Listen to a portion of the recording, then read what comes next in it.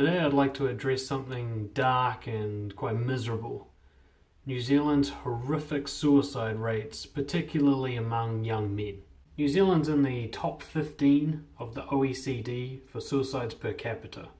In particular, we have horrific rates for males aged 20 to 24 and for both genders in their middle age. In the year from 2017 to 2018, we had nearly 700 suicides in New Zealand, a record high since beginning measurements.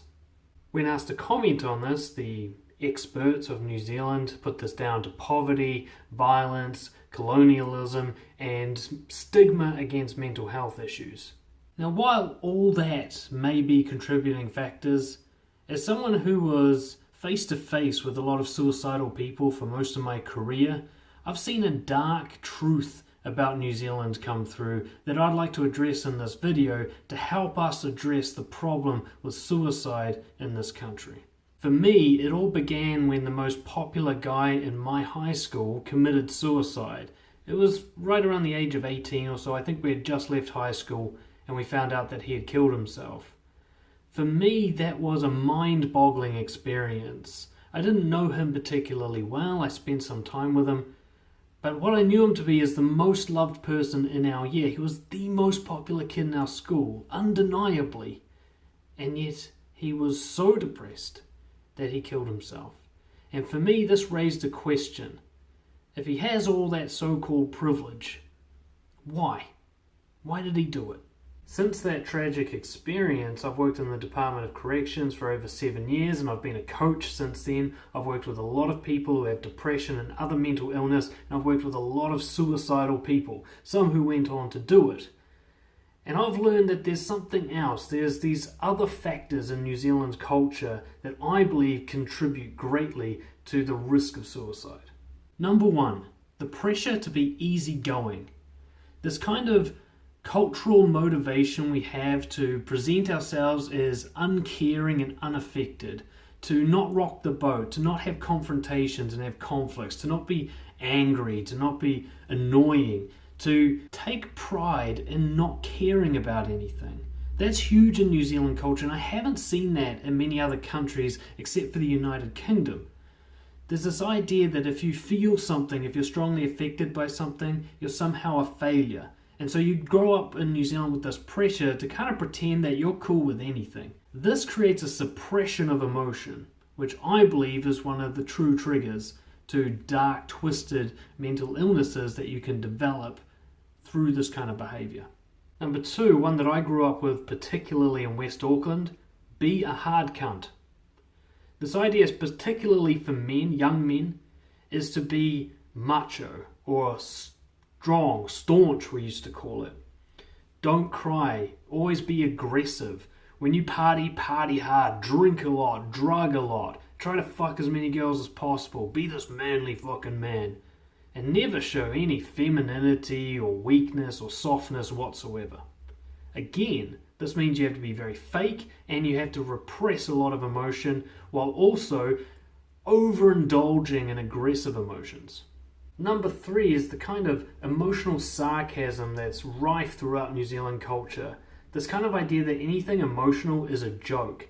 That if anybody gets worked up or upset about anything, then they're a loser, they've failed. You'll see this on any work site in the trades where, ironically, there are a lot of suicides. If you were to show that you're affected by anything, if you're sad or you're upset or you're offended, everybody's going to give you heaps of shit about that. The old classic harden up, have a cup of concrete. This idea that if you're feeling anything other than humor or aggression, that you've somehow failed. Number four is this overarching problem we have with New Zealand where we keep telling ourselves how awesome New Zealand is. Clean, green New Zealand. We think of ourselves, especially with the easygoing thing, of how awesome we are as a people. But statistically, this is faulty. This kind of nationalism is unjustified. We have horrific rates of suicide, domestic violence, drug addiction, and many other things that we sweep under the rug to ignore the fact that New Zealand is quite ill under the surface. The government recently refused to agree to a zero suicide policy. We never talk about suicide in school or in the workplace. It's this thing that we just kind of ignore as if it's not happening because we don't want anything to taint our idea that New Zealand is the best country ever. And number 5, the final one, which I think is both a cause and a symptom of suicidality, is our ridiculous levels of drug addiction, particularly when you understand that alcohol is a drug. We are boozers, and when we're not on the piss, we're smoking, we're snorting, and we're injecting. This is the behavior of a society that does not know how to process emotion and trauma and pain. I believe that these forces, combined with the ones that the experts recognize, combine to create this pressure. And in this pressure, 2 devastating things happen. One is you become superficial and isolated.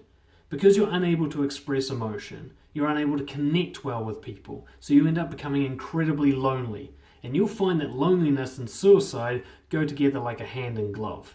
On top of this loneliness, of course, comes a lack of self-confidence. We're too scared to express ourselves honestly, to live by our values and have integrity. We've all got to try and fit in with this easygoing, tall poppy syndrome bullshit that we have rife throughout New Zealand. This creates incredibly low self-worth people pretending to be confident. So there you are, you've now got low self-confidence, you're isolated because you can't express emotion and connect with anyone, and then you feel like killing yourself. Who are you going to talk to about it? Nobody. And that's why you follow through. New Zealand men need to become more honest. We need to stop worrying that all those idiots at the workplace are going to judge us and start showing what we really think and really feel, and be role models for those who are not yet courageous enough to do it. That's one of the reasons that we created BROJO. It's a community of men who can really be real with each other. Okay, that you can show all your light and your dark side. And we need much more of this in New Zealand if we're hoping to bring these suicide rates down. If you believe you're experiencing depression or anxiety, go and see your GP. Okay, they'll start the process going. If you can't talk to your family and friends about it, so be it. Go see the professionals. They will talk to you about it, and they will put you into a system that can help you with it. If you think you're depressed, then you probably are. So take it seriously, because that's the stepping stone towards suicide. And if you do feel like killing yourself, please do me a favor. Take an extra day and get in touch with me first, or call the suicide hotline. If you've already decided on suicide, what's one more day? Reach out to someone, because maybe this doesn't have to go through. Maybe there's an option where there is a brighter future and you just can't see it right now. So call someone who's not in the pit with you, who might be able to talk you through some strategies to cope with these feelings. Thank you for paying attention to this. If you found it helpful, please share it around, and together we can make an impact, possibly, on this inexplicable yet quite understandable wave of self-loathing that leads to suicide in New Zealand.